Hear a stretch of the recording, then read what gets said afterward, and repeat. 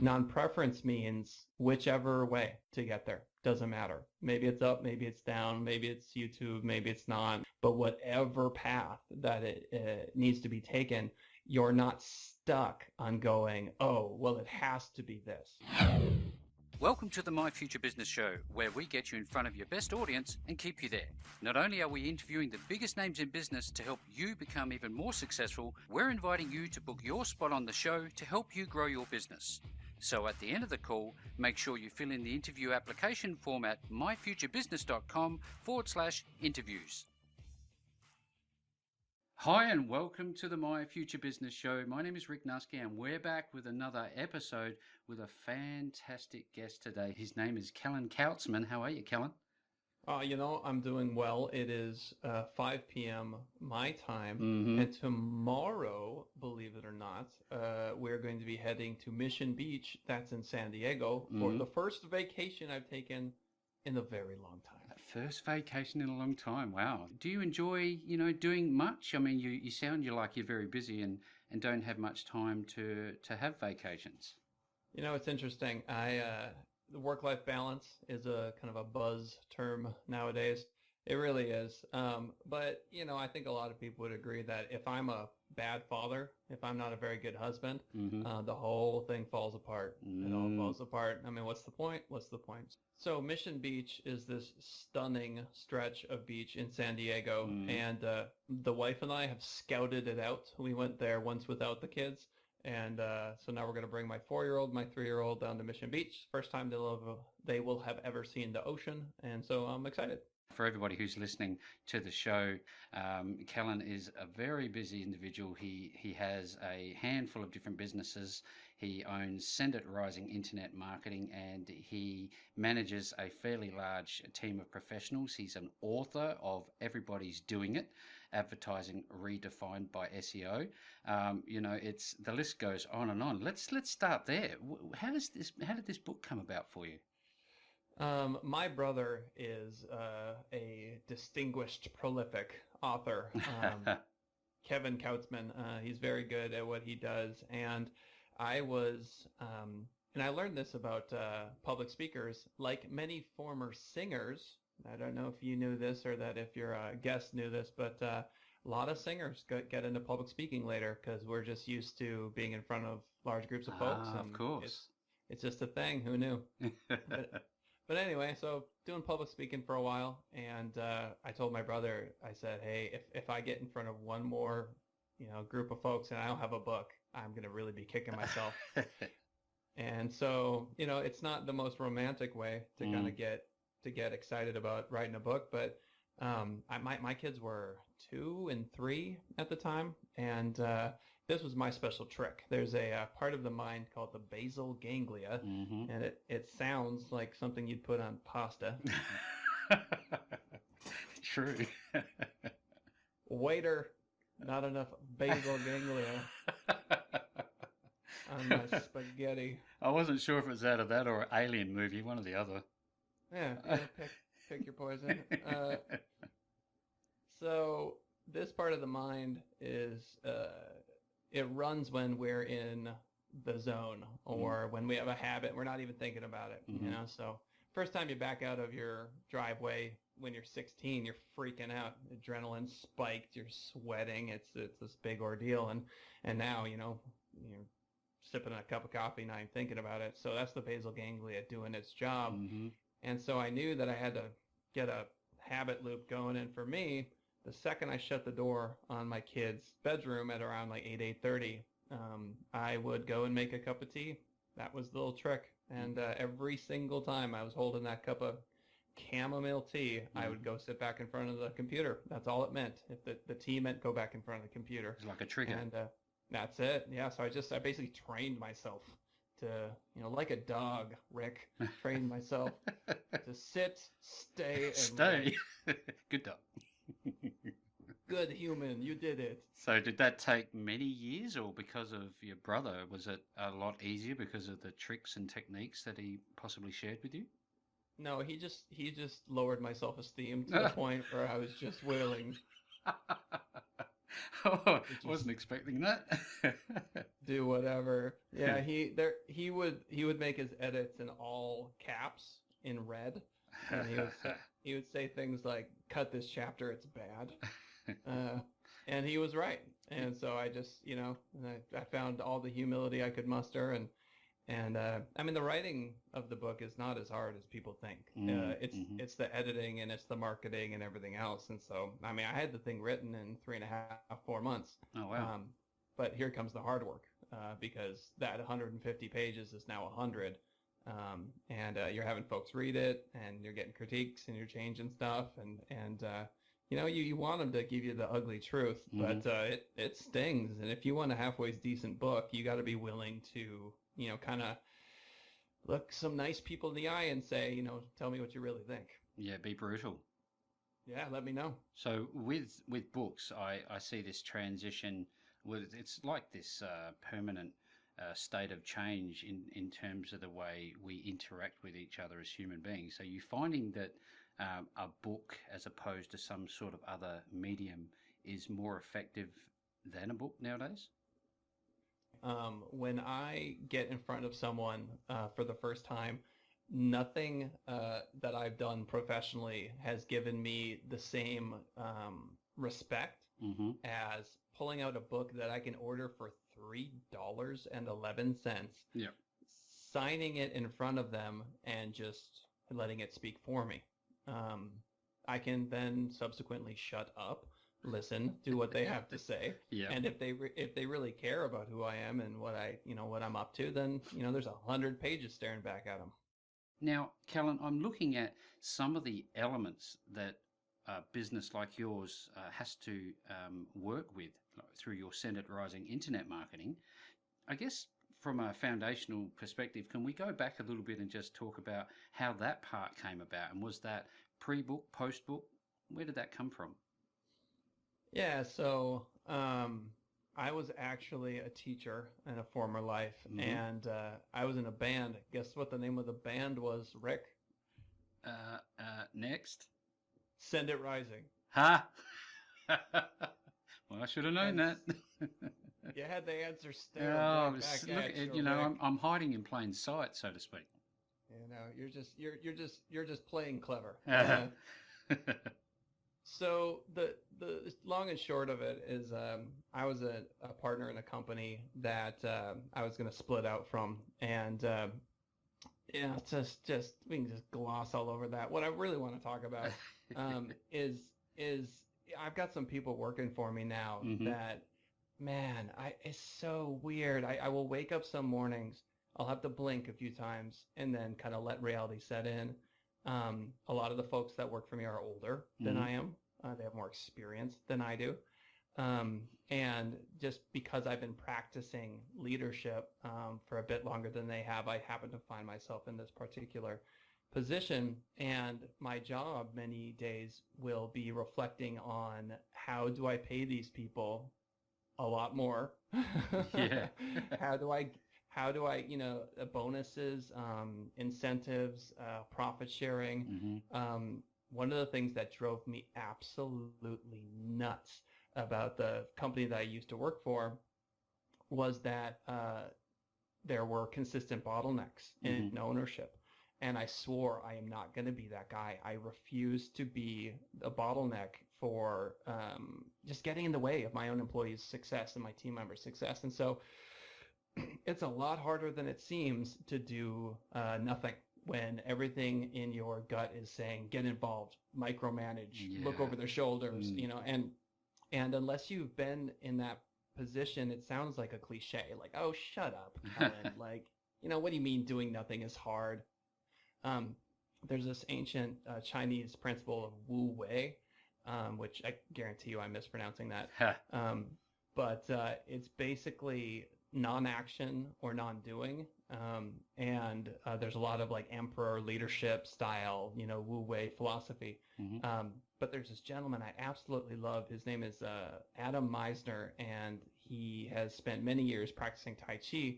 And he talks about Wu Wei being translated not so much as non-action and more as non-preference. And what he means by that is there's the intended result, right, Rick? Like, let's say you want 2 million listeners on the podcast. Okay, that's the goal. Fantastic. Non-preference means whichever way to get there. Doesn't matter. Maybe it's up, maybe it's down, maybe it's YouTube, maybe it's not, maybe it's this podcast avenue, maybe it's AdWords, maybe it's not, maybe it's influencer marketing, maybe it's not. But whatever path that it needs to be taken, you're not stuck on going, oh, well, it has to be this. I'm sure that this is the best path to do. And the more rigid we become, the worse leaders we are, the more stressed we are. We can't think clearly. We can't see all of our options. And so I find myself practicing that skill a lot. That's a wonderful, wonderful thing to have shared with our audience. And now I often suffer this from myself, Kellen, is this whole, I'm locked onto a way of thinking, and it's actually doing me a disservice by the feedback that I've just heard. Yeah, that's everybody, you know, you, me, and every other living being on planet Earth. And, you know, spirituality is a loaded word, and I don't like using it because it conjures up so many, you know, things that aren't what I'm trying to explain. Yeah, I understand. You know, but, you know, there is a spirituality to business. There is a, you know, can you take a deep breath? Are you willing to let go of the reins and give it to capable people? Have faith in human beings, treat them fairly, be generous. That's tricky. A lot of people struggle with being generous. Almost every time I have hired at Send It Rising, we are in a place where the revenue does not justify it. And I can see the tidal wave of clients coming in. I can see the revenue coming in. It's a little bit of, you know, predicting the future. And because it's going to make the lives of my employees better, because it's going to make them sleep better at night, they're going to feel happier about their jobs, I hire. And this has happened so many times. And every time I pause. Every single time I pause and I go, no, Kellen, remember. And then away we go. It's almost as if, you know, you're trying to add value to their life as well as a part of the inspiration, you know, that incentive process. Yeah, this is a cardinal sin, but I value my employees more than I do my clients. I say it to their faces. I will tell my clients too, hey, look, you know, if it comes down to it, I'm siding with my employees. And that, I know it's heaven forbid you say that, but they are the most important business relationships I have are my employees. No, I agree. I will do everything in my power to make their lives better. Obviously, it's never come to that. It's never, well, to be fair, there actually have been a client or two where, like, here's a good example. We had a client who was fond of drinking alcohol in copious amounts. Okay. and calling the business line and, you know, having a nice hour and a half conversation. Oh, very good. So because my employees are my top priority, I said, okay, if it happens again, I will let them know that I am now their rep. Yeah. I'm their client manager. I'm their guy. And so I saved my employee from that, you know, just really gross, unfortunate, you know, kind of turn of events. And then I deal with the client, and if the client's unhappy about it, well, you know, I'm a pretty good listener. Tell me your woes. You know, what I'm hearing and taking away from this is the power of communication and truly being certainly someone who is interacting with their team more often than they are not. Oh, I'm so proud of them. I just, you know, I treat their time as more valuable than mine. So I'm very considerate when I reach out to them. Hey, do you have a second? Do you have a minute for a Skype call? I always put it on them. Can I squeeze into your schedule? And then what happens is, like today, the incredible Michelle Farino was speaking at her local BNI chapter, and they asked her to speak today, even though she was supposed to speak next week. And she delivered this really amazing speech about cause marketing, which we've been focusing a lot on lately. And she was doing a lot of research for the United Way of Southern Nevada, which we do a lot of work with. And she nailed it. Like, she killed it. And she was so proud of herself. And because I do a lot of this public speaking stuff, I was so happy that I could quick Skype her. she's glowing. She's stoked. She did this amazing thing. I know she did this amazing thing because I've been in similar rooms, in similar situations. And then my job is just like, I'm really proud of you. Like, just awesome. It's so excited, and to be able to do that for a lot of my job is what causes me to wake up in the morning and blink a lot and go, what? Yeah, no, well, look, it's a credit to you because it doesn't happen. We don't wake up with it. We have to work at these things, don't we? Yeah, it's true, but I give a lot of credit to my mom. Rest in peace. She was a incredibly good listener. I used to make fun of her. She would be sitting on the recliner, and she'd be like, "Ellen, can you get me a water?" And I would make fun of her because I'd come back, give her a water, come back 20 minutes later. The only thing she would have said that entire 20 minutes was, mm-hmm. That's wonderful. Absolutely just wonderful. Over and over again. And so with clients and staff, that tends to be me. I'm Mr. Mm-hmm. That's wonderful. Thank you so much for sharing. I'm sitting here and I'm listening to what you've just said about cause marketing. Can we spin back onto that and actually explore that a little bit? What is cause marketing? Yeah, so cause marketing is best summed up in the following story. So Don Jersey invited me down to Greenspun Media Group, which is one of the largest journalistic enterprises in Southern Nevada. They are a behemoth. Got me one of the biggest meetings of my life. So we stayed in touch. A couple of years later, his email address changed from Don at Greenspun Media Group to Don at recoveryhighschool.com, which I found fascinating. I reached back out to him. Hey, Don, how's life? Turns out he was at Greenspun Media Group and a news bulletin came across his desk. The story I'm about to tell is in the Las Vegas Review-Journal, and so this is public knowledge. He received word that a young girl, was in an altercation with a pimp, and there were shots fired. And it turns out that this young woman was his daughter. Oh, wow.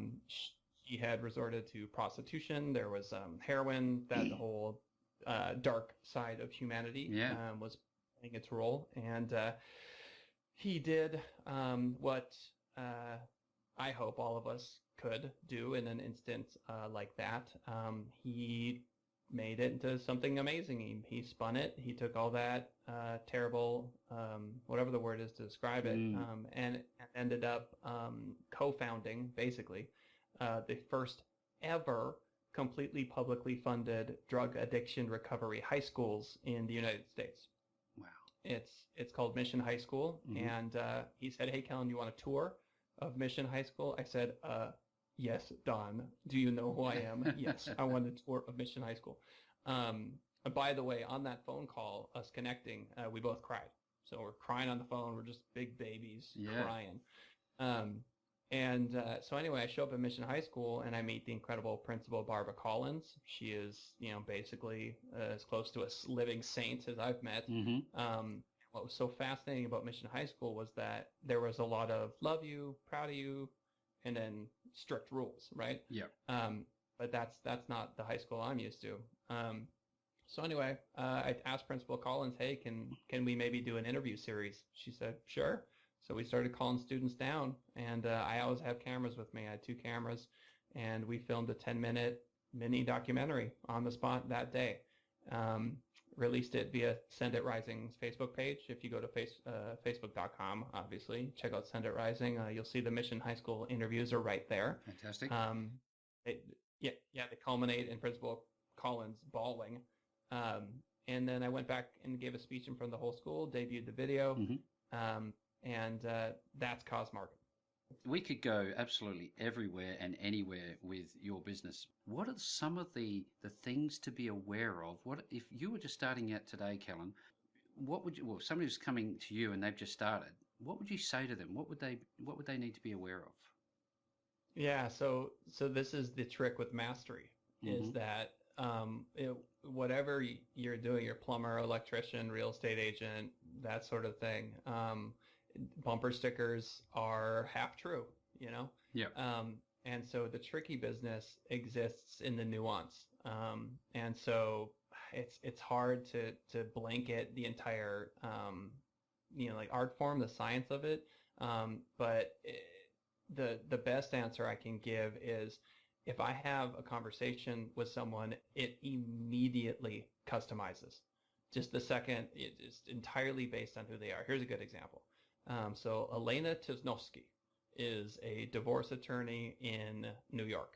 And we had a chat today. She doesn't have the budget to hire us, but guess what? I used to teach. I love educating. I enjoy it. It's fun. So she's like, I don't want to waste your time, Kellen. I said, you're not wasting my time. I enjoy doing this. So just let me get you in the right direction. So she doesn't have a Google My Business profile. Okay, well, let's start there. You absolutely need a Google Business profile. Okay, great. Get Google reviews from friends and family, former clients. Yep. Get at least 10. All right, give me something to work with. Fantastic. You can add posts on your Google My Business page. Not everybody's doing that. That's a new feature. That's neat. You can add 30-second videos or less on your Google My Business profile. That's a new feature. That's neat. You can reply to reviews on your Google My Business profile. If you don't know a thing about WordPress, I suggest you build a WordPress website. It is not beyond your capacity to do so. This will teach you many lessons, including why people charge so much for building a WordPress website. Oh, yeah. There's nuance there. Doing it the right way can be tricky. You'll probably end up stumbling into things like Yoast. What's Yoast? Well, okay, so now we're on the on-site SEO and titles and meta descriptions. We're talking about how to change the alt tags and title tags of images. And so even if it's, you want to make a WordPress page for, I don't know, some hobby of yours, then okay, do it.